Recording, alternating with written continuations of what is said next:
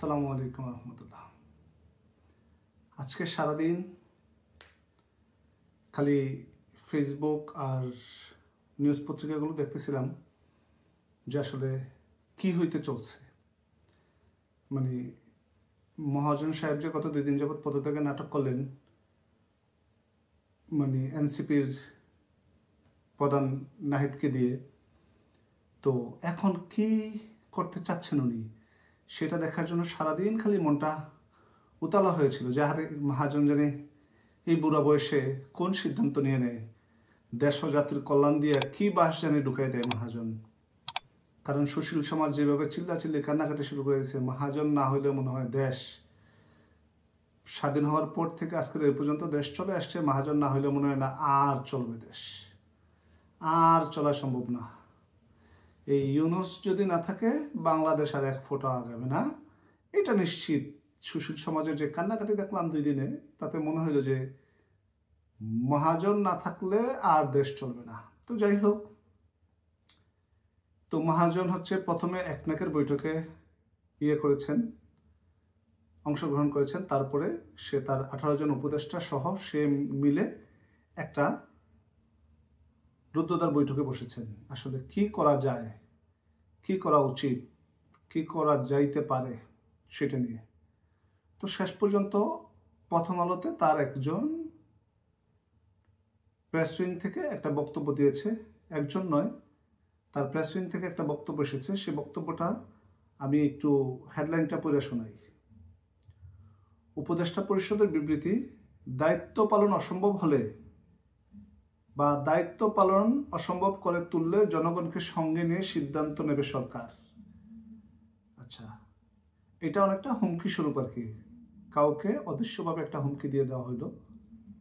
আচ্ছা, এবার বিবৃতিটা তুলে ধরি যে বিবৃতিতে কি বলেছেন। তার প্রেস উইং যে বিবৃতিটা দিয়েছেন, প্রেস উইংয়ের কারো ক্ষমা দেখা যাচ্ছে না, তার বাতিজা সহ, তারপরে হচ্ছে শফিকুল সহ কারোর ক্ষমা গত 2-3 দিন যাবৎ প্রেস উইংয়ের মানে কেউ দেখছে কিনা, বউরা দেখছে কিনা তাও সন্দেহ আছে। আজ শনিবার অর্থনৈতিক পরিষদের সভা শেষ, উপদেষ্টা পরিষদের এক অনির্ধারিত বৈঠকে অন্তর্বর্তীকালীন সরকারের উপর অর্পিত 3টি প্রধান দায়িত্ব, নির্বাচন, সংস্কার, বিচার। দেখেন, আগে ছিল সংস্কার, তারপর ছিল বিচার, তারপরে ছিল নির্বাচন। কিন্তু আজকের বৈঠকে নির্বাচন 3 নম্বরে ছিল আগে, এখন আজকের বৈঠকের পরে নির্বাচন আসছে 1 নম্বরে, তারপরে কিছু হচ্ছে সংস্কার, তারপর হচ্ছে বিচার। মানে বিচার আর এখন মুখ্য বিষয় না। 5ই আগস্টের আগে এবং পরে তো যতগুলো মানুষ মারা গেছে সব হচ্ছে আওয়ামী লীগের নিরীহ কর্মী সমর্থকগণ। তো এখন আর বিচার কিছু না, এখন হচ্ছে নির্বাচন প্রথম, দ্বিতীয়ত হচ্ছে কথিত সংস্কার, তৃতীয়ত হচ্ছে বিচার। হইলে হইল, না হইলে নাই। বিষয়ে বিস্তারিত আলোচনা হয়। প্রধান উপদেষ্টা প্রফেসর মোহাম্মদ ইউনূসের সভাপতিত্বে রাজধানীর শেরেবাংলা নগরে পরিকল্পনা কমিশনের বৈঠক অনুষ্ঠিত হয়। অনেকবার এই পরিকল্পনা কমিশনে যাওয়া হয়েছিল, আমার কিছু বন্ধু বান্ধব চাকরি করে, সেই সুবাদে যাওয়া হয়েছিল। খুব মনোরম পরিবেশ, খুব শান্তি, খুব সুন্দর পরিবেশ। এইসব দায়িত্ব পালনে বিভিন্ন সময় নানা ধরনের অযৌক্তিক দাবি দেওয়া, এইসব দায়িত্ব পালনে অযৌক্তিক দাবি দেওয়া, তার মানে অযৌক্তিক দাবি বলতে কি, নির্বাচন চেয়েছে সেটা অযৌক্তিক দাবি, নির্বাচনটাকে অযৌক্তিক দাবি হিসাব করাই এখানে হয়েছে আর কি। উদ্দেশ্য প্রণোদিত ও এখতিয়ার বহির্ভূত বক্তব্য, কর্মসূচি দিয়ে যেভাবে স্বাভাবিক কাজের পরিবেশ বাধাগ্রস্ত করে তোলা হচ্ছে এবং জনমনে সংশয় সৃষ্টি করা হচ্ছে, তা নিয়ে বিস্তার আলোচনা করা হয়। আচ্ছা, এবার আসেন অযৌক্তিক দাবি দেওয়া। অযৌক্তিক দাবি দেওয়া হইতে পারে কি, ইশরাক সাহেবের মেয়র বিষয়ক আলোচনা। তো ইশরাক সাহেব মেয়র, এটা ওনার সরকারের বিচার বিভাগ আদেশ দিয়েছে, সেখানে ইশরাক সাহেব মেয়র হবে, সেটাতে ওনার সমস্যা, ওনার উপদেষ্টাদের সমস্যা। ওনার উপদেষ্টা বলতে আমাদের যে কুমিল্লার একটা আছে না, মির্জাফর আছে না, সজীব আসিফ মোহাম্মদ আসিফ বুইয়া সজীব বা কিছু একটা নাম, ওর আসিফ আর সজীব দুটাই মনে রাখছে আর কি, বাপের নাম মিয়া, পোলার নাম বুইয়া। আচ্ছা, যাই হোক। আচ্ছা, স্বাভাবিক কাজের পরিবেশ বাধা সৃষ্টি করছে, তাহলে ইশাক সাহেব কয়েকদিন যে করছে, আন্দোলন করছে, এটা কি মেনশন করা হয়েছে? কর্মসূচি দিছে যে ওনার যে উপদেষ্টা আছে এনসিপির 2 ভ্যানগার্ড ওনার সরকারে, সেই 2জনকে পদত্যাগ করা, আর বিদেশি নাগরিকত্ব থাকা সত্ত্বেও ওনার নিরাপত্তা উপদেষ্টাকে পদত্যাগ করার জন্য বিএনপি যে টাইমলাইন দিয়েছিল সেটাকে উনি ওই স্বাভাবিক কাজে বাধাগ্রস্ত হিসাবেই দেখতেছেন, অনৈতিক দাবি দেওয়া আর কি। দেশে স্থিতিশীল রাখতে নির্বাচন, বিচার ও সংস্কার কাজ এগিয়ে নিতে চিরতরে এদেশে স্বৈরাচারের আগমন প্রতিহত করতে বৃহত্তর ঐক্য প্রয়োজন বলে মনে করেন উপদেষ্টা পরিষদ। এ বিষয়ে অন্তর্বর্তী সরকার রাজনৈতিক দলগুলোর বক্তব্য শুনবে এবং সরকারের অবস্থান স্পষ্ট করবে। আজকেও কিন্তু স্পষ্ট করে নাই সরকারের অবস্থান। তাইলে শত বাধার মাঝেও স্বার্থগোষ্ঠী উপেক্ষা করে অন্তর্বর্তী সরকার তার উপর দায়িত্ব পালন করে যাচ্ছে। যদিও পরাজিত শক্তির ইন্ধনে বিদেশি ষড়যন্ত্রের অংশ হিসেবে সরকারের উপর আরোপিত দায়িত্ব পালনকে অসম্ভব করে তোলা হয়, তবে সরকার সব কারণ জনসমক্ষে উত্থাপন করবে, পরবর্তী সিদ্ধান্ত গ্রহণ করবে। সব কারণ জনসমক্ষে উত্থাপন করে পরবর্তী সিদ্ধান্ত গ্রহণ করবে। অন্তর্বর্তীকালীন সরকার জুলাই অভ্যুত্থানের প্রত্যাশাকে ধারণ করে, কিন্তু সরকারের স্বীকীয়তা, সংস্কার উদ্যোগ, বিচার প্রক্রিয়া ও সুষ্ঠু নির্বাচন। দেখেন এবার কিন্তু আবার ওই আগের লাইনে চলে আসছে। আগে যেটা ছিল সংস্কার, তারপরে বিচার, তারপরে হচ্ছে এখন নির্বাচন। ঠিক আছে, তাহলে সরকারের জনগণকে প্রয়োজনীয় সিদ্ধান্ত গ্রহণ করবে। তো এই হচ্ছে ওনার মানে হিস্ট্রি, ওনার প্রেসিং এর বক্তব্য। তাইলে এখন এখানে 2টা বিষয় পরিলক্ষিত হচ্ছে। একটা হচ্ছে এই যে আপনি সেনাবাহিনীর প্রধান করিডোর বিষয়ে যেই কথাটা বলেছে সেটা ওনার কষ্ট লেগেছে। করিডোর না দেওয়াটা ওনার একদম বুক ফেটে যাচ্ছে। সেই অভিমান থেকে উনি পদত্যাগের একটা নাটক সাজিয়েছেন। সেনাবাহিনী শুধু যুদ্ধ করার জন্য নয়, সেনাবাহিনী দেশ রক্ষার দায়িত্ব সেনাবাহিনীর। ওনার মতো আবাল একটা ডিসিশন দিয়ে দেশে প্রতিবেশীর সাথে একটা যুদ্ধ বাঁধিয়ে দিবে, সেনাবাহিনীর মুখে আঙ্গুল দিয়ে রাখবে, এইটা হইতে পারে না। এটা সেনাবাহিনী না। সেনাবাহিনীর প্রধান যেই সিদ্ধান্ত নিয়েছেন, সেনাবাহিনীর প্রধান যে বক্তব্য দিয়েছেন, এইটা জাতির জন্য মঙ্গলজনক। জাতির জন্য মঙ্গলজনক একটা সিদ্ধান্ত বা বক্তব্য, দুটোটাই সে সময় মতো দিয়েছেন। এবার আসেন, সেনাবাহিনীর প্রধান ডিসেম্বরে নির্বাচন চেয়েছেন। তো নির্বাচন ডিসেম্বরে চাইলে উনি কি মানে আজীবনের জন্য ক্ষমতা? ওই যে আগেও বলেছে, উনি পদত্যাগ করার জন্য নয়।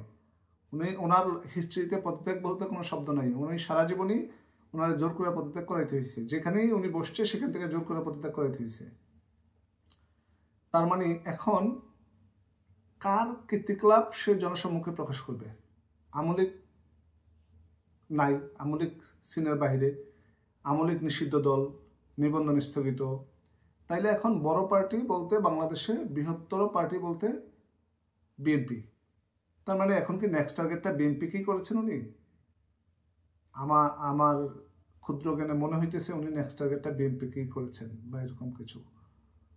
কারণ জনমনে আশঙ্কা সৃষ্টি করতেছে কে? নির্বাচন চাওয়া জনমনে আশঙ্কা সৃষ্টি করে না। জনমনে আশঙ্কা সৃষ্টি করতেছেন উনি। ওনার পালিত দল, ওনার কথিত দল যেটা উনি সৃষ্টি করেছেন এনসিপির ছাত্র উপদেষ্টা সহ এনসিপির নেতাকর্মীরা মব সৃষ্টি করে জনমনের আশঙ্কা সৃষ্টি করতেছেন, জননিরাপত্তা বিঘ্নিত করতেছেন। এখানে বিএনপি বা অন্যান্য রাজনৈতিক দলগুলো এখন পর্যন্ত কোনো কিছুই করে নাই। আর ওনার সাথে তো বিএনপির এখন বর্তমান অবস্থা হচ্ছে সাইরাদে মাকাইন্দা বাচ্চে। কারণ বিএনপি নির্বাচন চায়, নির্বাচন মানে কোনো রকমের বিএনপিকে যদি উনি মানে একটা লাল দাগে পাড়া দেয় বিএনপি, তাইলে তো উনি আর বিএনপিরে ছাড়বে না। তো বিএনপিরে না ছাড়লে ওনার সব কিছু ক্লিয়ার, ওনার রাস্তা ক্লিয়ার। তো সেই জায়গায় এখন বিএনপি কি পাগলে পাইছে যে বিএনপি এখন এই জায়গায় এসা ওনার সাথে হাডুডু খেলতে যাবে না। কিন্তু বিএনপি কিছু স্ট্রিক্টলি কথাবার্তা বলেছে গত কয়েকদিন, তাতেই ওনার মনে করেন যে নড়েচড়ে বসে উনি ক্ষমতার আর একটু পাকাপোক্ত করার জন্য পদত্যাগের নাটকটা করেছেন। কাকা আপনার সাথে হিসাব হইছে আওয়ামী লীগের, বিএনপিরও না, জামায়াত তো আপনার বিজিং, আপনার সাথে হিসাব বিএনপির না, আপনার সাথে হিসাব আওয়ামী লীগের কাকা। বিএনপি নির্বাচন চাইবে, এটাই বাধ্যতামূলক, এটাই বাস্তবতা। কারণ হচ্ছে বিএনপির সামনে, বিএনপির স্বপ্ন এত বছর পরে তারা ক্ষমতায় যাবে, সবকিছু রেডি, কিন্তু আপনি যাইতে দিচ্ছেন না। এইটা এখন বিএনপির সন্দেহ। জানি না বিএনপি আদৌ ক্ষমতায় যেতে পারবে কিনা। গতকালকে আমি আর একটা ভিডিওতে বিএনপির অগ্রিম অভিনন্দন জানাই রাখছিলাম, কিন্তু অভিনন্দন মনে হয় না টিকবে। আপনার যে দ্বারায় চলতেছেন আপনি, সে দ্বারায় মনে হয় না টিকবে অভিনন্দন। তো যাই হোক, আপনার যে হুমকিটা, এটা সেনাবাহিনীকে দিয়েছেন, আপনার যে হুমকি এটা বিএনপিকে দিয়েছেন। আমি জানি না বিএনপি কোনো কিছু করবে কিনা, মনে হয় না বিএনপি কিছু বলবে করবে। তবে সেনাবাহিনী দেশের অমঙ্গল হোক, দেশের ক্ষতি হোক, এমন কিছু সেনাবাহিনী বরদাস্ত করবে না, আমার মনে হয় না। তো আপনি জনগণের সামনে কি তুলবেন না তুলবেন, এটা নিয়ে এখন আর জনগণের ইয়া নাই, প্রত্যাশা নাই। আপনার সময় শেষ। যত দিন যাবে আপনার অবস্থা তত খারাপ হবে। এইটাই বাস্তবতা। দেশের মানুষ যে প্রত্যাশা নিয়ে আপনাকে সরকারে বসাইছিল, এটা তো আওয়ামী লীগ ছাড়া কেউ বিশ্বাস করে নাই যে আপনার দ্বারা কিছু সম্ভব না, আপনি ভালো লোক না। এখন বাংলাদেশে তো 18 কোটি মানুষ, আমি ওই যে অ্যাডভোকেট জয়নাল আবেদিনের মতন বলতে পারবো না যে 18 কোটি মানুষই ইউনূসকে চায়। বাংলাদেশে 18 কোটি মানুষের 1/3 হচ্ছে আওয়ামী লীগের সাপোর্টার, আর বাকিগুলো হচ্ছে বিএনপি সহ অন্যান্য দলের সাপোর্টার। তো আওয়ামী লীগের নীতি নির্ধারক থেকে শুরু করে তৃণমূলের কর্মী সমর্থক সবাই জানে আপনি কেমন চতিয়া। এখন বাকি রইল বিএনপি এবং সাধারণ জনগণ, অন্যান্য সহযোগী দলগুলো যারা আছে তাদের সমর্থক ও নেতাকর্মীদের বুঝার। খেলা ফাইনাল। আপনার রাস্তা রেডি হয়ে গেছে। বাংলাদেশের ইতিহাসে আপনি যেই একটা নেকাব পরেছিলেন, মুখোশ পরেছিলেন, সেইটা খোলার জন্য, সেটা এই মুখোশটা খোলার জন্য এর থেকে পারফেক্ট আর কোনো রাস্তা হইতে পারে না, আমার জানা নাই। আমার মনে হয় যে এটাই পারফেক্ট রাস্তা। আপনার আসল চরিত্রটা সারা বাংলার মানুষ জেনে যাক। আজকের মতো এই পর্যন্তই। জয় বাংলা, জয় বঙ্গবন্ধু।